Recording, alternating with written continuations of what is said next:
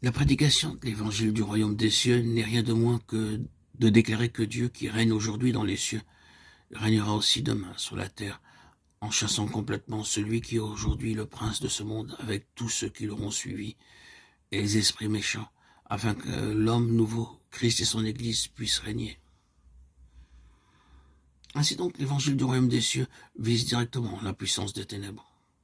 Lorsque le Seigneur Jésus a tout d'abord proclamé cet évangile, toutes ses œuvres étaient dirigées contre la puissance des ténèbres.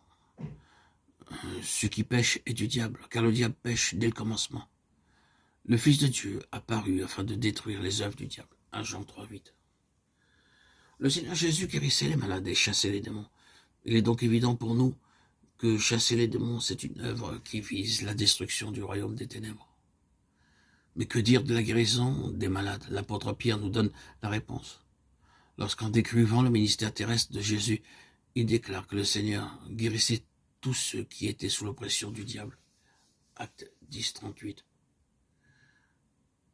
Si nous lisons attentivement les évangiles, nous remarquons que pendant toute sa vie sur cette terre, le Seigneur Jésus a eu pour objectif la destruction des œuvres du diable. Par conséquent, son œuvre sur cette terre a eu des effets bien plus grands sur les démons que sur les hommes. Le Seigneur Jésus nous dit qu'à la fin de cet âge, ses enfants se lèveront afin de porter un témoignage identique. Nous devons remercier le Seigneur pour le fait que durant ces quelques années, un nombre important parmi ses enfants se sont levés afin de combattre Satan.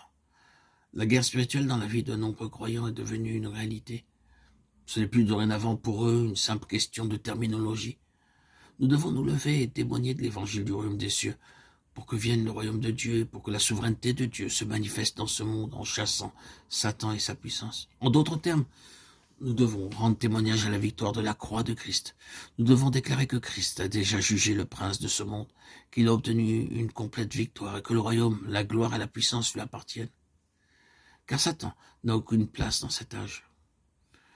Il est un simple usurpateur.